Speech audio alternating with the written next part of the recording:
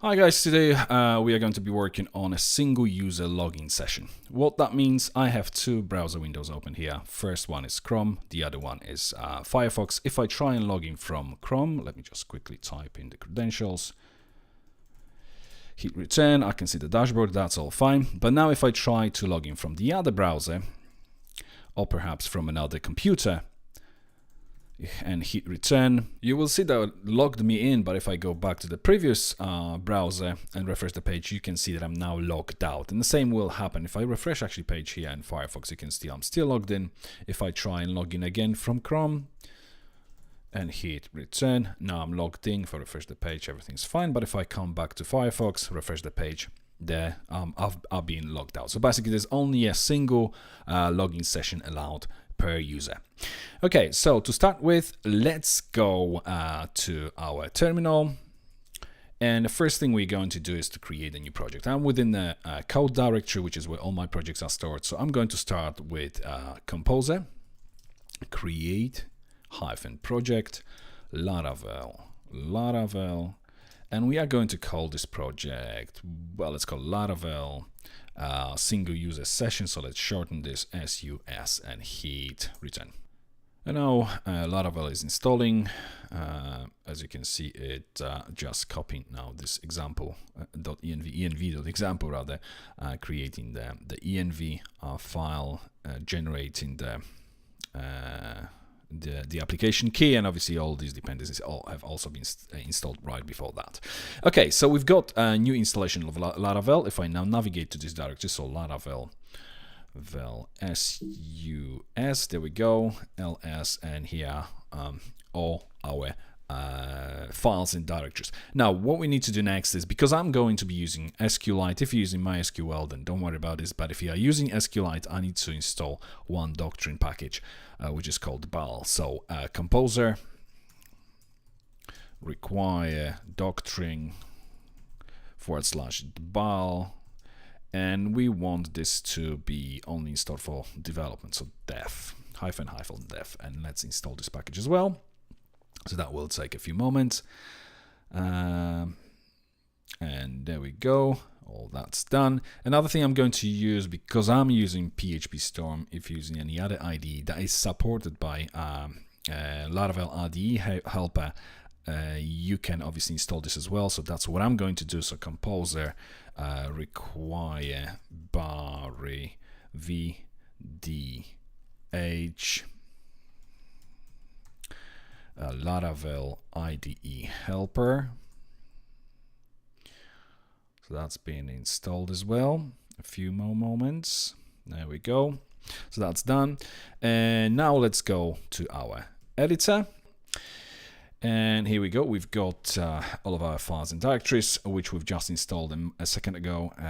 The first thing I want to do is open the .env file. And what I'm going to do is remove all these values associated with the database name, user name and password. Database, I'm going to remove completely, and I'm going to rename the connection to SQLite. This is what I'm going to be using. And this is because if you open a database, not database config, and then database file, there we go, we are using the DB connection variable, which is where we specify that we want to use SQLite. And if we scroll down to the connection, SQLite takes either DB database, which I've just removed, or simply database path, which is basically path to the database directory here, and then the file called database SQLite. So let's quickly create this file as well. Let's go back to the terminal and create a new file by simply using touch, and we navigate into the database directory, and the name of the file is database.sqlite. Hit return. That should create this file. If we go back to the browser, to the editor, you'll see that this database.sqlite has now been created. Okay, so that's pretty much everything from within the env file. So if we close all this, if we open up.php, we need to add the IDE helper service provider to the list of providers. So that's the one, and then also open composer.json and a section for the scripts. After the update, what we want to also run is to regenerate this IDE helper. So PHP artisan, and the command is IDE-helper. generate. There we go. Comma. And another thing we need to do, let's just close this, save and close this file. We can close this up.php as well. Another thing we need to do is from within the root again, call PHPArtisan id-helper :generate. There we go, a new helper file has been generated. Okay, so that's just the initial setup. Let's just go back to the editor. There we go. So now we're pretty much configured. The first thing we're going to do now is to generate the authentication scaffolding, which comes with Laravel. We just have to basically call it. So using terminal again from within the root of our project, PHPArtisan make :auth. And hit return, and there we go. All these things have now been generated. So we're talking about views for layouts, up blade, home blade, welcome blade. Then we have some emails, password. We only really are interested in this login blade view, which we'll be using, and roots have also been updated. So let's quickly, I'm going to clear the screen, Command K. Let's quickly have a look at the roots that have been generated for us. So up directory, HTTP, and roots.php. As you can see, root.auth has been added. We have our welcome root, which came with Laravel by default, and then we have this home root as well. Okay, so we can close all this. The next thing we're gonna do is to open our auth controller. So if we go to the controllers, open auth directory and then auth controller. And the first thing I want to do here is to change certain things. Things like, for instance, here we've got this password with bcrypt function. Then if you open database and factories, you've got model factory, it also uses bcrypt and so on. What I want to do is just to associate the password directly with the password property on the user object, and make sure that it's always bcrypted. So I'm going to remove this bcrypt from surrounding this random string for this factory. Going back to the auth control as well, I'm going to remove this bcrypt here as well. And what I'm going to do is open user.php file, which is our model. And what I'm going to do is create the method, the mutator called public function set password attribute. This method will take just one argument, which is going to be a value, simply a password we're going to be passing through. And if I scroll up a little bit, we are going to associate it with this attribute and the name of the attribute, which is going to be a password, and then equals. And what I want to do here is bcrypt it. So bcrypt and then pass the value through as an argument. So now every time I'm going to do something like, let's say, if I just create a few new lines, say user equals new user, for instance, and then I want to specify the user password. I don't have to worry about bcrypting this now. I can just put the password as a normal string, say secret, and it will be bcrypted behind the scenes, basically. So that's what this specific mutator allows us to do. Okay, let's add some doc blocks here as well. So the parent value, and what this method does is bcrypt crypt password, or just bcrypt password, probably a little bit better. Okay, so that's our first method within the user model. Let's now go back to our auth controller. What I want to do next is to have a look at, if we scroll up, this authenticates and registers users. So if we click on that, if we navigate to this one, then we have authenticate users trait. So we want to have a look at this trait, and this is actually where the whole magic will start popping in. So if we scroll down, you'll see that there is a method. Once we've been able to successfully authenticate user, there's a method called handle user was authenticated. So if I navigate to this method first of all clears all the login attempts, and then what it does, it checks if the method exists and the method name is authenticated. Then it will return this method. Basically, whatever this method returns, that's what's going to be returned from this handle user was authenticated. obviously, by default, if you check, obviously there is no authenticated method on this trait authenticates users. There is no method authenticated on the auth controller either. So what we are allowed to do here now is to create this method, and if it's going to exist, then it's going to be called. So we're going to create this method. It takes request, which is basically the instance of Illuminate's HTTP request, and then the instance of the logged in user model. As you can see here, from this guard, it takes the user. So let's navigate to our auth controller and let's scroll right to the bottom, a few new lines. And if I start with protected function, and it's going to be called authenticated. And it takes two arguments. Let me just scroll up a little bit. Request is the first one. It's going to be the instance of Illuminate's HTTP request as request. And then the second one is instance of user model as user. Okay, so now the first thing, rather than putting all the logic for basically it's swapping the session, what we're going to do is basically swap the session that's associated with user record. We haven't got a field for this to store the session in a database yet, but we will create this migration in just a moment. So what we're going to do basically, the way it's going to work is when you log in, when the user logs in, we take the ID of the new session and store it with the user record. Now, when the next in the next window on another computer, someone logs in with the same username and password, we will first check if this specific user has any session associated with it, basically taking it from the database record. And if it does, whether this session file exists, whether the session hasn't expired on its own, basically. And if it doesn't, we're going to remove this session, which will automatically log out the previous user, because the session will no longer exist on the server. And then we regenerate the session. Basically, we're going to save the new session ID of the second login attempt within the user table, so that obviously will keep the second one logged in. So that's how it's going to work. I hope that makes sense, by the way.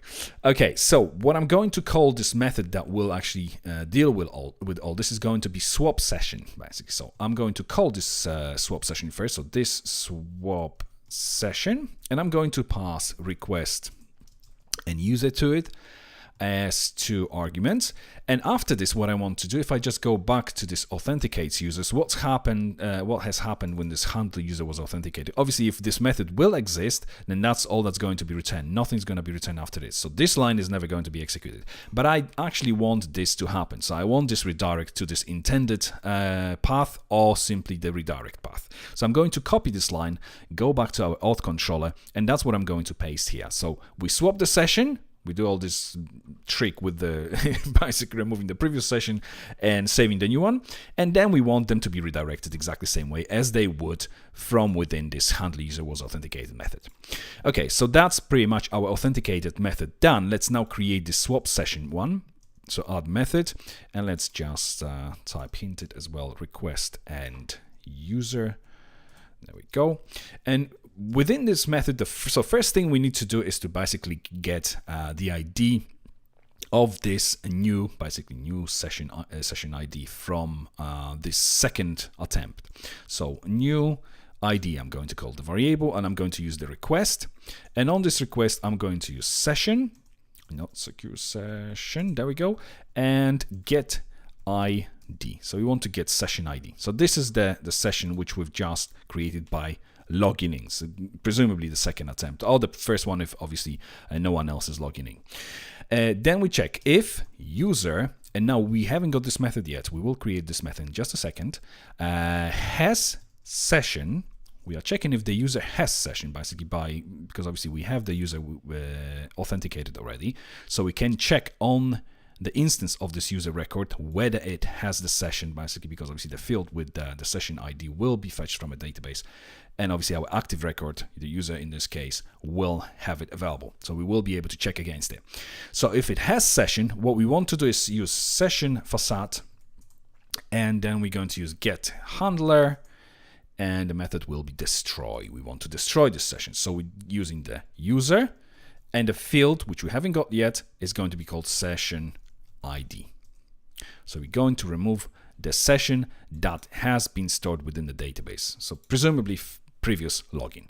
And I'm just going to import this session facade here. Okay, and then after this, what I'm going to do is run another method on the user. Again, this method doesn't exist either. User, which is going to be called save session. And we pass through the new session ID as an argument. So new ID. And that's all this session will do. So basically what we do, we know the user is already logged in. We have its instance.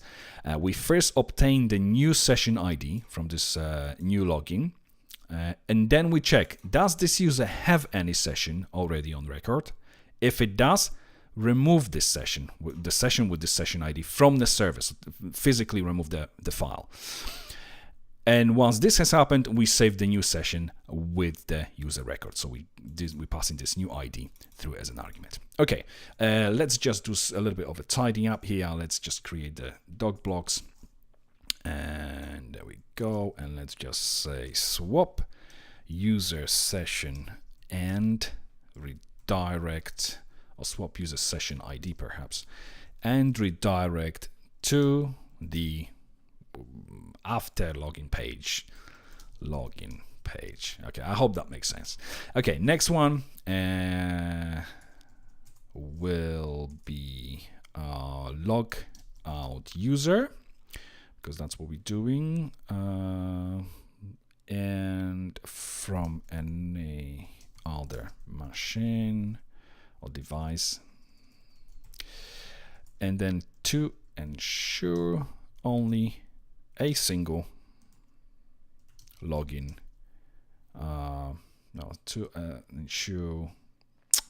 ensure a single login at a time. Let's just keep it this way. Okay, short a little bit. Okay, so we pretty much have our auth controller completed.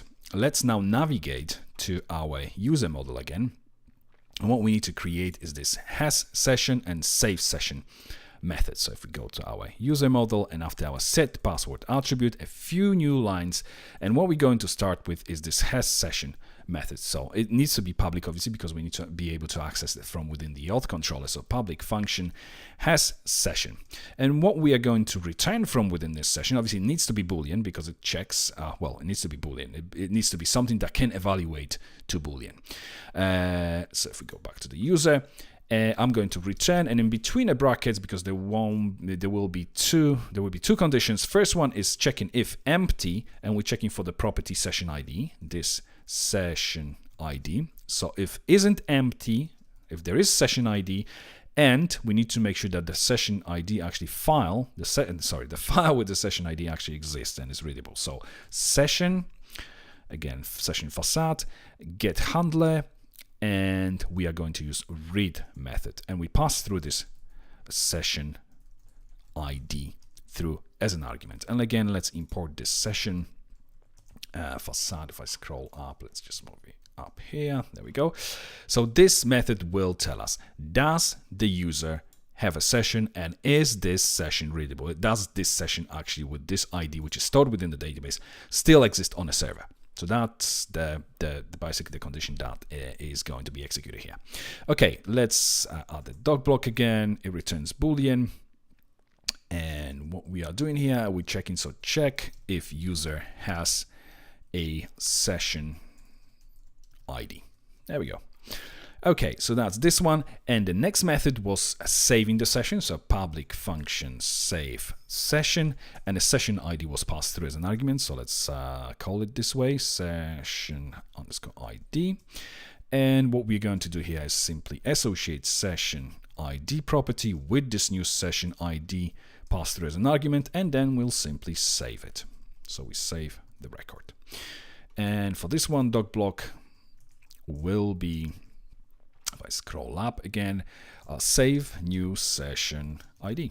And there we go. And that's pretty much it. Okay, so the next thing on the list is to create a new migration. Now, I'm going to close all these directories here. Actually, open a database one and migrations. If it's a new project, you can simply open the create users table and add this new field called session ID, or you can call it in whichever other way you want. Just make sure that obviously whenever you refer to this field or property, you use the correct one.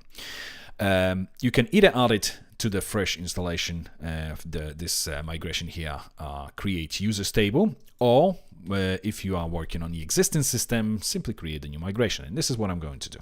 Okay, so opening the terminal again, and what I'm going to run is PHP artisan make :migration, and the migration name will be @_session ID to users table, and then space 2 colons, and I want to run it on a table equals users. So basically I want this migration to be associated with users table. So hit return, and that tells me that the migration has been created. So if we go back to our editor, and if we open our migrations, there we go, this is our new migration. So what we need to do from within this migration is basically add this new field. And the way to do it is to simply, let's remove this comment here rather than command, table, and then we go for, it's going to be a string type, and the name of the field is going to be session_ID. Then we're going to make it nullable by default, because well, first time round when we add the user, there may not be any session in there. And then we want this to be after the field called remember_token, and then semicolon after that. If I just move this a little bit so you can see everything. And then for the down method, we want to make sure that we can drop this column. So table, drop column, and the column name is going to be session ID. There we go. And semicolon at the end. So that's our migration. Let's quickly have a look at actually the users table so you know what we're talking about. Remember token will create the field with this remember token, basically called remember token. So that's why we want to make sure that the session ID is after this field rather than after the timestamp created and updated at. Okay, so we can close these migrations now. If we close all this, let's open the factories and then factory model. We want to add this field to this factory model as well. So after the remember token, the new field session_ID, and that's going to be just string_random, and let's keep it at 10 characters long. It's going to be much longer in real life scenario, obviously, but while we are generating this, you can always overwrite it anyway. So that's all done with this model factory as well. Our user model is done. Our authenticates users, we've never done anything with this one, never done with anything with that one. And our auth controller is also ready, so we can close this one as well. So the next thing is to actually run the migration. Let's open the terminal, clear the screen, Command K, and PHP artisan migrate. And now before I hit return, I'm working with SQLite, so it's just a simple file which is within my directory. I don't need the server here. But if you are working with MySQL, I'm pretty sure you already know this. You should run this from, if you were running this with Homestead, you should run this from within the Homestead rather than your local machine. Obviously, if you are running MAMP, XAMPP, WAMP, or any other LAMP stack, then you might be able to run it from directly on your machine rather than going into the virtual machine. But you probably know all this anyway. Okay, so I'm just hitting return here, and migration table created successfully, and all these 3 migrations have also run. So what I'm going to do now is use SQLite, and I'm going to point to database directory and then open the database SQLite file. And if I just check tables, and there we go, we've got migrations, password resets, and users. And if I do select all from users, I obviously get an empty table, so there's nothing there. Okay, let's just type quit. And the next thing I'm going to do is to add the new record to the database so that I can actually use some login. Okay, so what I'm going to do is to use a tinker, so PHP artisan tinker, and there we go. And now we can interact with our database. And what I'm going to, well, with our system pretty much, I'm going to use a factory, and this factory, basically the model I'm going to be using is users, so it's app within the app namespace, and then user class, and what I want to do is create new record, and in between the brackets, array. The first one will be name, which will be Sebastian Sulinski. Then we have email, which will be info@ssdtutorials.com. Then we are going to have password, and again, because we're decrypting everything using the mutator, the password, I can just type it as secret, for instance. Even though obviously previously factory had it, the decrypt function wrapping this password anyway, but now it's going to be done by the mutator. So secret, and then we have remember underscore token. Let's set it to null, and then session underscore ID. Let's set it to null as well, because it's the first time we're going to be logging in. After all this semicolon, and let's hit return, and that created a new user, as you can see. So we can now exit the Tinker by simply hitting Control C on our keyboard, clear the screen. And what we should be doing now is to set up our virtual host, or we can try and run it with simply PHP artisan serve. And that starts the server for us here. So localhost 8000. If we go back to Chrome, localhost 8000, and that opens the instance of our Laravel page, which has the welcome page here. What we should also do, if we go back to the editor, you'll see that if we go back to our roots here, HTTP roots.php, so we'll see in this welcome page. But what we want to do is to navigate to the home. What's going to happen within the home if we open controllers, home controller, you'll see that this one is using the middleware auth. So basically, when we try and navigate to /home, it will redirect us to our login page, because this one requires the authentication. This middleware auth is required here. So we won't be able to see the home page until we actually log in. So let's go back to the browser, and what I'm going to do is hit /home, hit return. As you can see, this took us to the login page. Let's now try and log in with these credentials we've just added using Tinker. So info SSD tutorials secret, hit return, and that logged me in, I don't want to remember the password, to the dashboard. That's great. Let's now try and open the same thing within the Firefox. So I'm just opening a new tab, hitting home, and that takes me to the login page. If I go back to Chrome, I'm still logged in, all good. So if I try and log in here, info secret, hit return, I don't want to remember, no, and I'm logged in. But if I refresh the page here, there we go, that logs me out. So as you can see, the system works, so everything's cool. Before we wrap it up, let's quickly check what's happening within the SQLite database, which we've created this database.sqlite file. And I don't know how about you, but I'd like to write at least one test to make sure that all works just fine. Okay, so before we write the test, let's just open this SQLite database we've created. So SQLite database SQLite. Okay, so we want to now select all from users. And there we go, that's my record. As you can see, the password has been decrypted as well correctly.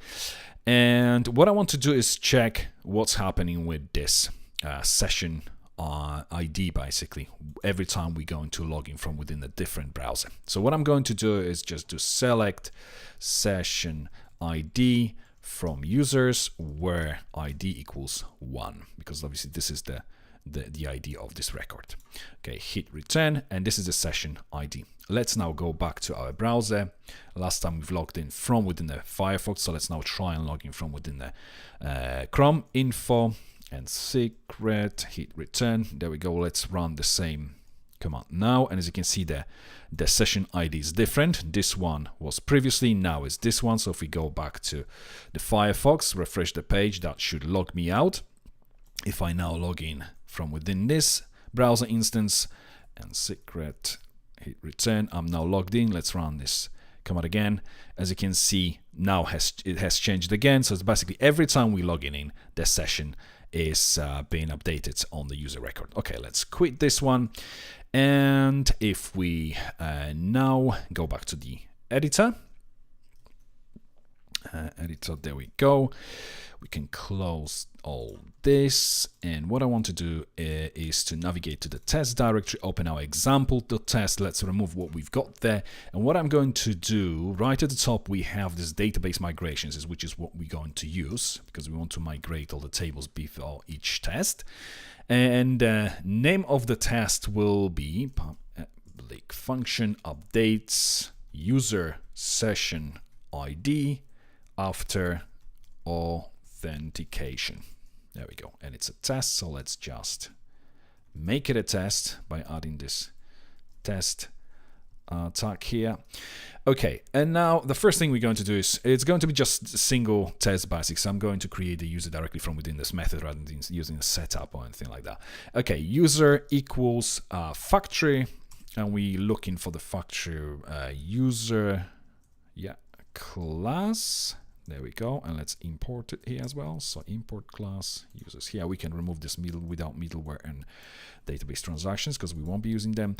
And then create, and let's pass through what we actually want this record to have. ID will be 1. Actually, we don't have to specify ID in this case.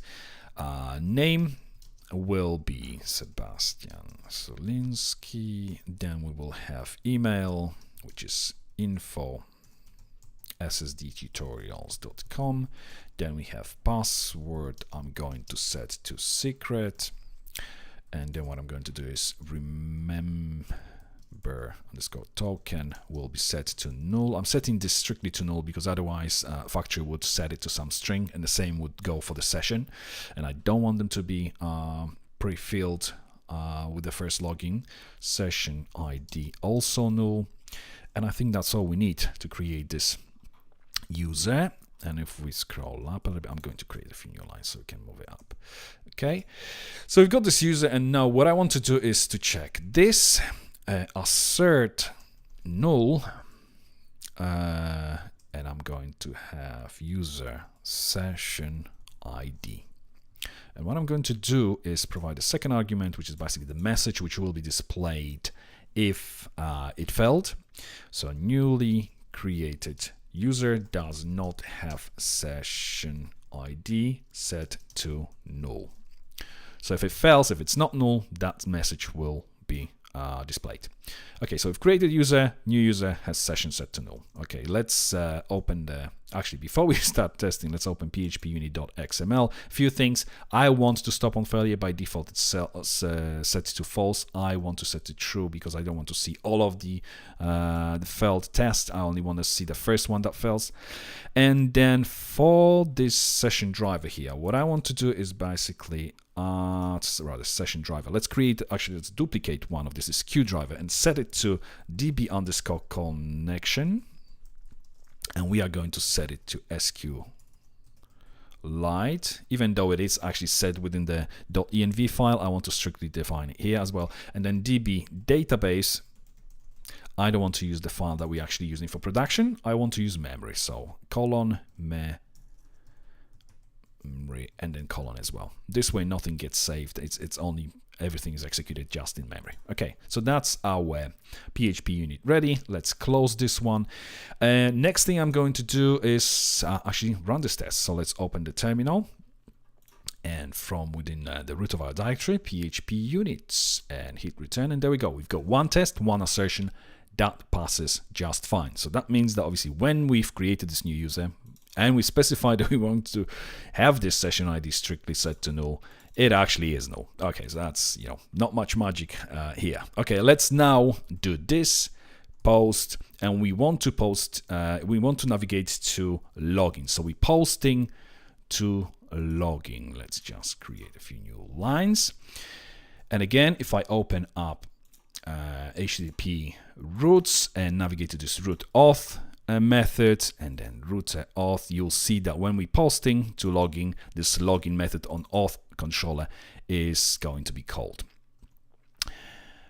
So we can close this. So we post into this login root, and what I want to post is email, which is going to be user email, and then next one will be password, will be just secret. Okay, so when we posting this, once we post it, I want to see whether the session on the user, on this given user that we've actually used to log in, has been updated. So what I'm going to do is override the previous user. So user equals user find, and we're going to find the user by the ID that's been generated with the previous user instance. So we take this ID from this model here.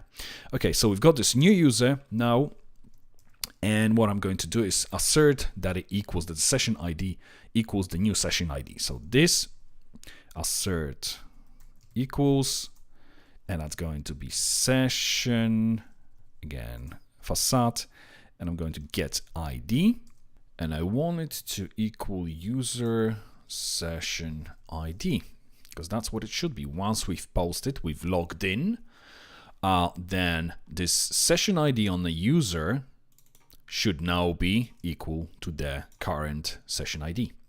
And again, let's put some message. If it fails, user session does not equal current session ID. I think that's fine. Okay, so let's save it, open the terminal again, and let's run the PHP unit again. And there we go. We've got one test, two assertions, both pass. So our code seems to be working fine. I think that's it in this video. So if you have any questions or suggestions, obviously use our comment section. Thanks very much for watching.